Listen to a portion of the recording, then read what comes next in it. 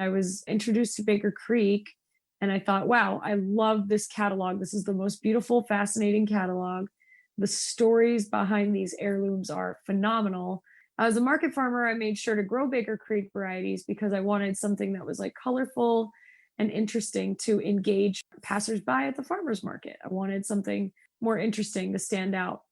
I had subscribed to the email newsletter for Baker Creek, and that's where I saw a email saying they were hiring. So I responded, and I moved to the Missouri Ozarks when I was in my early 20s to be a co-garden manager. And then I started writing the catalog, and the rest is history.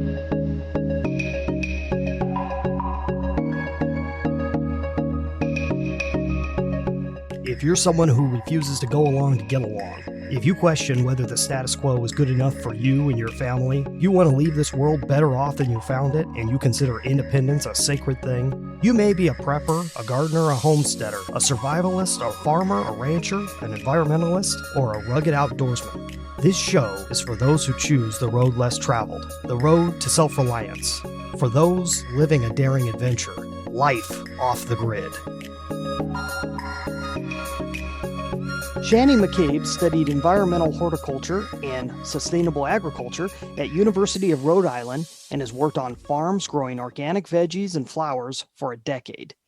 She has been the farm manager for Baker Creek Heirloom Seed Company and is currently a garden educator and catalog writer for the company. She has traveled internationally for Baker Creek, searching for rare and unusual heirloom seeds to offer in the award-winning Baker Creek catalog. Shannie McCabe, welcome to the Off the Grid Biz podcast. Hi, thank you for having me. Why don't you let everyone know a little bit more about what it is that you do? Sure, yeah. So basically, I teach gardening skills. I'm really obsessed with heirloom seeds and with gardening and market farming and all manner of small farming, gardening, permaculture, growing, and homesteading, and then how we use those heirlooms in the kitchen and for crafts and such. So I'm just really obsessed with heirlooms in all the different forms. I was formerly a co-garden manager with a couple other people. I helped to write the seed catalog. We've got a few different writers on the catalog these days, but I write the catalog. I help to write content for our YouTube page. Our YouTube channel is called Rare Seeds.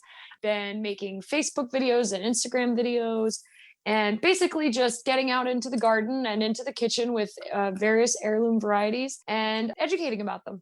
That's fabulous. So can you tell people who may be new to the gardening scene, especially what heirloom seeds are and how they're different from typical seeds? Sure. Yeah. Heirloom seeds are open pollinated varieties. That means that they have been saved and passed down from generation to generation. They are not hybrids. They're not F1 hybrid. They have open pollination, which means their seeds can be reliably saved year after year.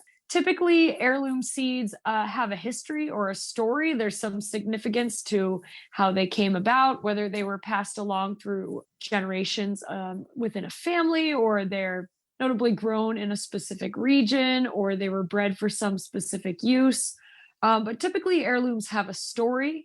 Some people define heirlooms as being 50 years or older, although that definition isn't consistent across the board. At Baker Creek, we don't really follow the 50 years rule because there are some really fantastic open pollinated varieties that have been created in the last few years, and we would really like to highlight and give reverence to that breeding work because it's really something fantastic. And for all intents and purposes of a seed saver, it is an heirloom seed. I mean, we can reliably save the seeds year after year, and we're going to get approximately the same crop as long as we prevent cross-pollination if there's threat of that. So to go on to the biology side just a little bit, basically when you have a hybrid variety, that means it was crossbred more recently and the genes haven't been stabilized. So basically, if you have a hybrid tomato and you try to save the seeds of that tomato, what you plant the next season, the fruits may not actually look anything like the fruit that you saved the seed from because the genetics have not been stabilized and it's a new cross. Hybrids typically do have something called hybrid vigor, where because it is a new genetic cross, sometimes the plants will yield higher or they will have more disease resistance and a bit more vigor and strength. But heirlooms have really incredible depth of flavor because most of the time, what is most often the trait that is selected for in heirloom breeding is flavor. So heirlooms are typically more flavorful. They're densely nutritious. They don't yield as high typically. That's not always the case, but typically they don't have as high of yields.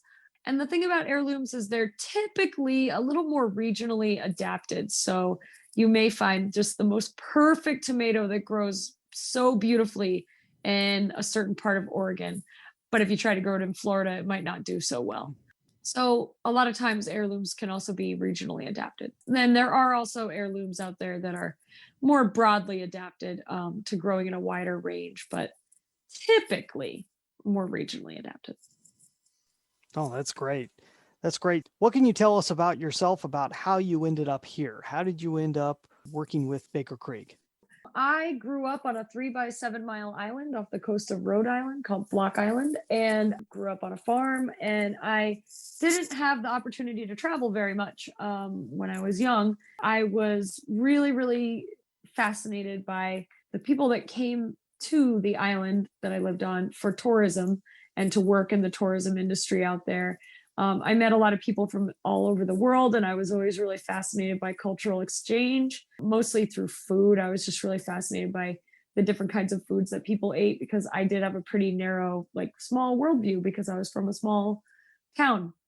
So I was always, as a kid, fascinated by other cultures and just thought it was really interesting to like learn about other people's languages and their history and just to take a deep dive into what it's like to live somewhere, that's not a 3 by 7 mile island.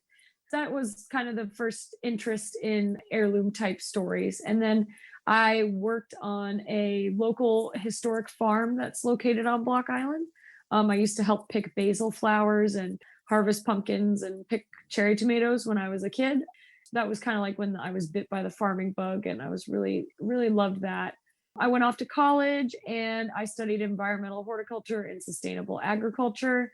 Through college, I had some work study jobs working at the greenhouses. And it was actually, it's still standing. It's this really beautiful old glass greenhouse that I got to work in. And that was really fun. And I also had a job at the agricultural experiment station. So I got to work on the small farm there. After college, I just was doing market farming and working on farms.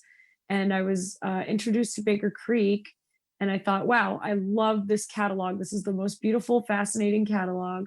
The stories behind these heirlooms are phenomenal. So as a market farmer, I made sure to grow Baker Creek varieties because I wanted something that was like colorful and interesting to engage passersby at the farmer's market. I wanted something more interesting to stand out.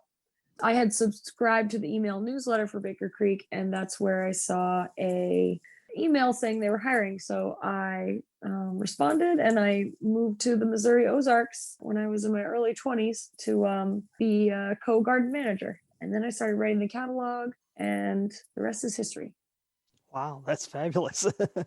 That's really great. So talk a little more about the catalog, because I'm not sure if those in the audience, if you've come across the Baker Creek catalog yet or not, but it really is an amazing thing. Most catalogs you have out there are just ho-hum, but the Baker Creek catalog really is something amazing. Why don't you talk a little bit about that and how you got in the position of writing for it?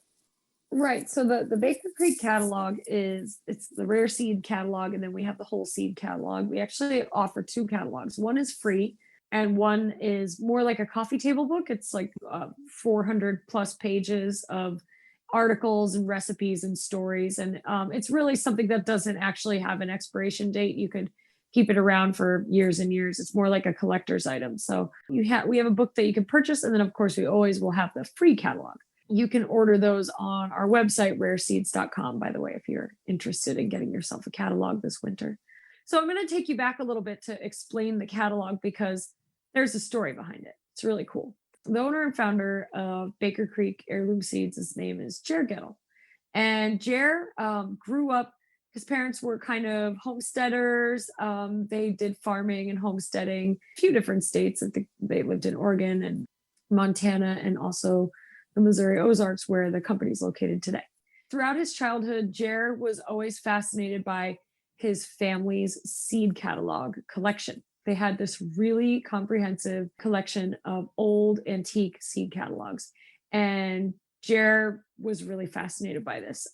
He also was kind of catching the tail end of the heyday of the seed catalogs. So he was still getting the old Burpee seed catalog and Gemplers, and there's a few others that maybe Livingston. He would order all these seed catalogs and he would just revel in the beauty of these heirloom seeds. He thought they were really fascinating. And he also happened to notice that there was quite a decline in the number of seeds available, the number of varieties available, and the number of seed companies, small seed companies that were out there.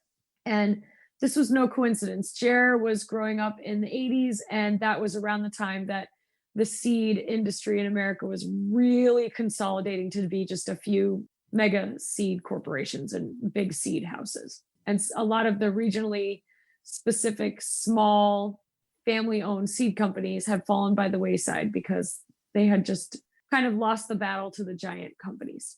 So he had a lot of nostalgia and love for the 1800s, 1900s seed catalogs, where there was a lot of showmanship. There were really beautiful lithograph plate illustrations. There were really amazing photos, lots of customer testimonials, and just really fascinating kind of eye-catching catalogs. He had noticed that they had become a little bit more bland and not as exciting. So he understood that some of the best times that a gardener has in the garden are actually in the winter when you're planning your garden for the next season. That's a really nice time for us gardeners. It's cold outside.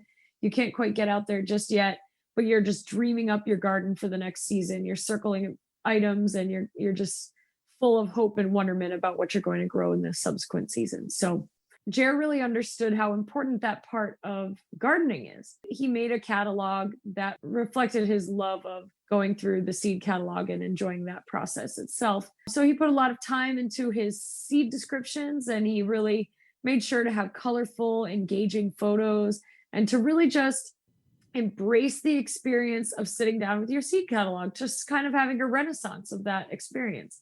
And people really responded. People were really fascinated by somebody who brought kind of an old-timey approach to the seed catalog. It wasn't all, cut and dry business. It was more about something that's beautiful to look at and enjoyable to read, and has a lot more back history and rich information than some of the seed companies had been doing. So that's kind of how he started designing his seed catalog. And each year it's become bigger and more colorful and more exuberant. And I'm really grateful to get to contribute to that catalog. And I do help to write stories and mostly I write descriptions. We have an amazing writer named Michelle Johnson, who's writing a lot of the stories. Also, Bevan Cohen has been helping to write the stories and write descriptions. So we've been all working together to make this really beautiful catalog. Of course, our amazing photographer, Laura Stilson, she's been taking fantastic photos for years now and really bringing excitement to the photos. And Jere Gettle takes a lot of the photos and writes a lot of the content as well, of course. That's really cool to hear kind of the background there, because you could tell there's quite a bit of a story just when leafing through that. You have such a broad job description. Can you give us an idea of what a typical day would be, or what the type of things that you would do on a daily basis? I will start my day going out into the garden and getting ideas for what I could teach viewers about in regards to how to garden better or how to use heirloom seeds. So for instance, I will go out and notice that I have a bunch of beautiful blue butterfly pea flowers in bloom. And I will film myself harvesting them, and then I'll film myself dehydrating them and making them into powder. And then I'll say, oh, why don't I make a recipe that people might want to try out? And so I'll maybe think of a recipe and film myself making it and take some photos throughout, send that along to our editor, and she will put it out on our social media pages, on our YouTube. You kind of have to fill in the gaps when you're working with crops that people are generally not familiar with. You have to do a lot of educating on the back end to get people to understand how they're used. Otherwise, you just don't know what to do with these things. So it's good to put them into practice and to show people how they're used in a practical sense. So lots of video creation. During catalog season, I will be writing descriptions like mad. I also always attend the National Heirloom Expo, which is an annual event that we put on at Baker Creek. I usually go as a speaker and I help to set the event up as well. And that is in Santa Rosa, California at the Sonoma County Fairgrounds. And it's usually the first week in September. Great. Oh, fabulous. For the average consumer out there that's interested in heirloom seeds, what makes Baker Creek different? Why would they come to Baker Creek's website or get a hold of one of their catalogs? There are a lot of reasons, but I would say the educational side of it, we offer over 1,200 varieties in our catalog. And you can find a lot of really rare stuff, really arcane varieties that you may not find elsewhere. We always try to educate as much as possible as to the uses of these varieties. If you want to make homemade paprika, you can find the exact, paprika pepper, and then we're probably going to even show you how to make paprika from those peppers. So I think that we have a lot of comprehensive information on the history of these heirlooms and also how they're used. It's super special to get to find a seed company that is going to give you that much information. It's not going to be a one-liner description. It's going to be in-depth, and you're probably going to come away with a lot of inspiration for creative work. Awesome. Okay, let's take a break from that conversation. I wanted to bring up a question for you. During these crazy times, do you feel like your business is indestructible? Most people don't. And if not, the real question is why? And what can you do to make it as indestructible as possible? Well, that's the basis of my new book, 9 Ways to Amazon Proof Your Business. Let me talk about what we discuss in the first chapter, determine focus. So one of the main ways that you can Amazon proof your business is by determining the focus of your business. And the real problem isn't that you're not doing enough. The real problem is that you may be doing too many things in too many places. So one of the things I suggest is decide whether your focus is going to be acquisition, ascension, or monetization. And I go into the details of what that means in this chapter. It's really the only 3 ways that you can grow your business. And if you just do that one step of determining focus, you can have a huge change in your entire business. But I also have 8 other ways to Amazon proof your business. Basically, the idea of making it competition proof to even someone as big as Amazon.com. So if you'd like to get your hands on a free copy of my book, go to AmazonProofBook.com. Sign up and you will get a free copy and get the chance to purchase a physical copy of it for a special price. And now let's get back to our show. So what do you like best from your perspective about your business and or your industry as a whole? Ooh, good question. This is from a personal sense.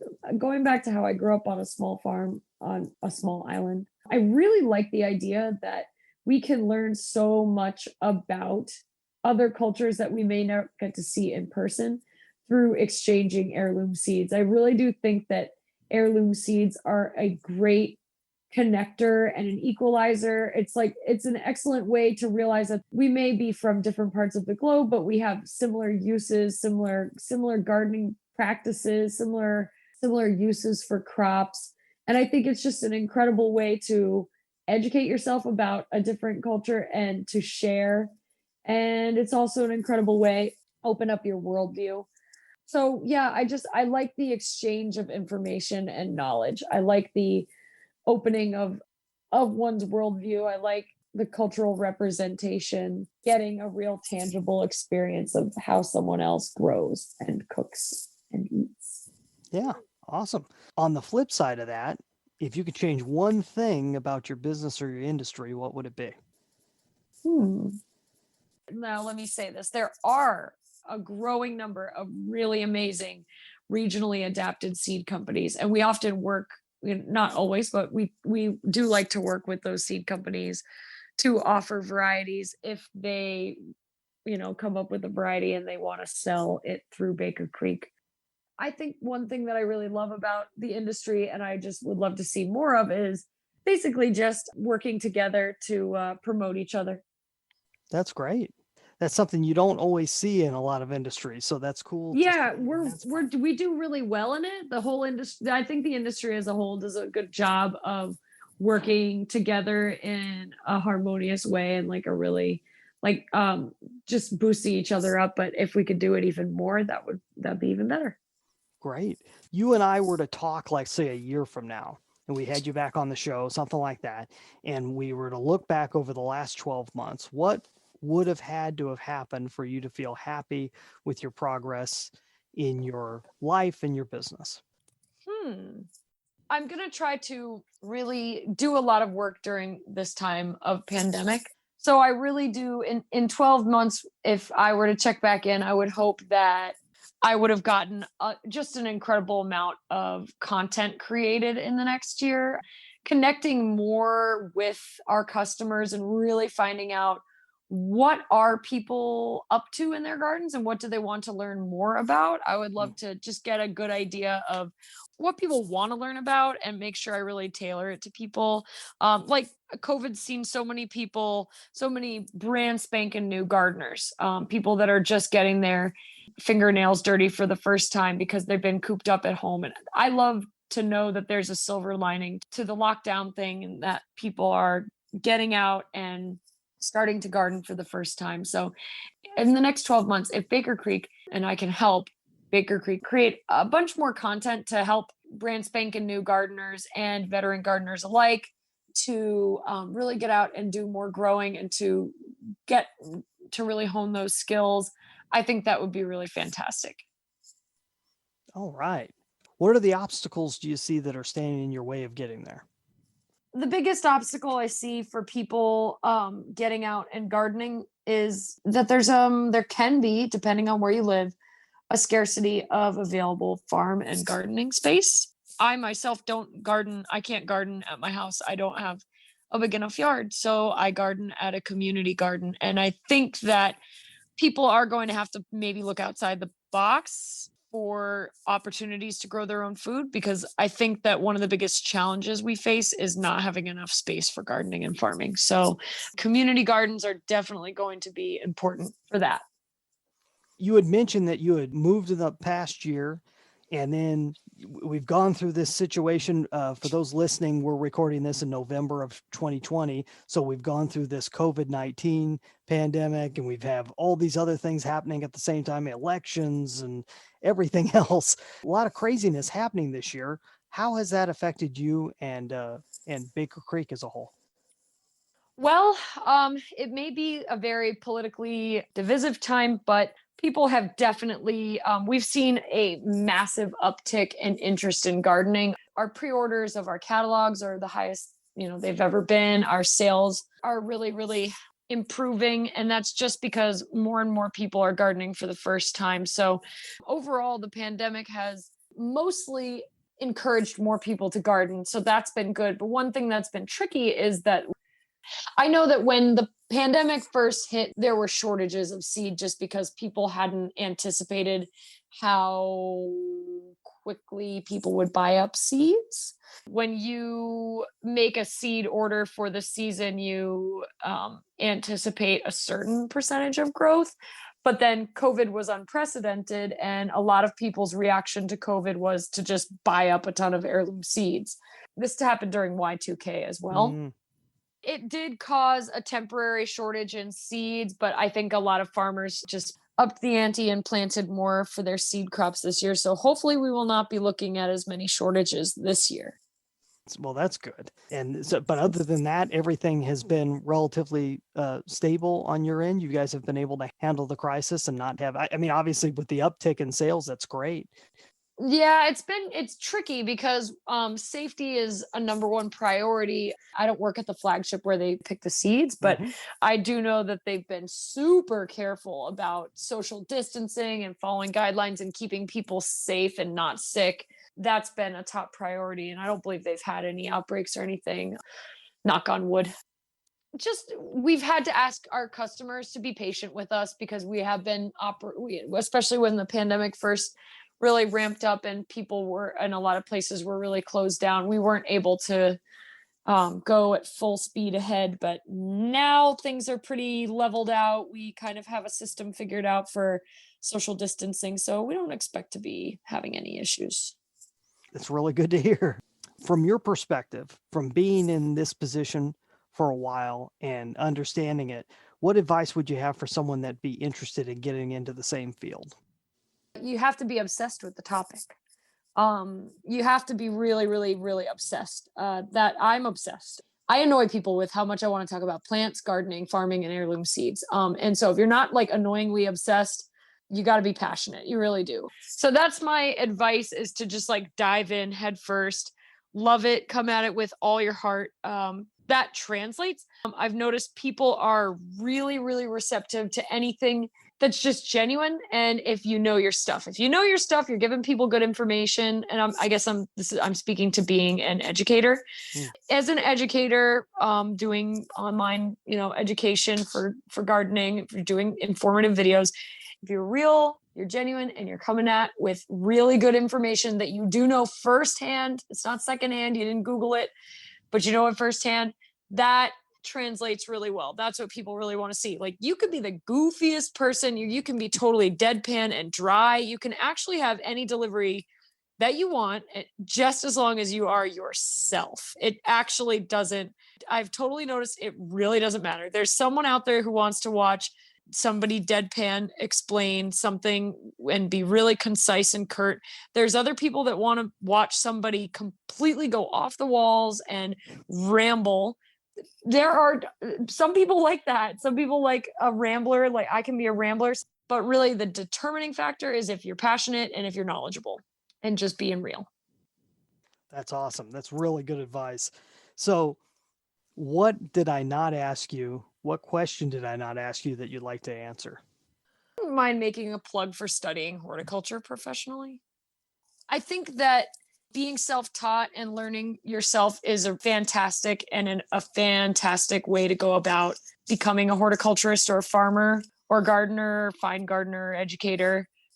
Personally, I did choose the route of going to college for it and getting a degree. And I really don't regret it, because I learned a lot from a lot of really knowledgeable professionals. And I got a really in-depth education that did span a lot of different topics. And so whether you choose formal education or you choose to do it hands-on, I really recommend that people make sure to be really comprehensive with the way they educate themselves. If you're going to be interested in farming, diving deep into the biology, the soil health, the environmental impact, but also the social impact, the supply chain, understanding every facet is really important. If you're not going to pursue higher education in the field, then make sure to meet people in all different parts of the industry. People that are doing sales, people that are growing themselves, people that work with the environment and the after effects of agricultural runoff.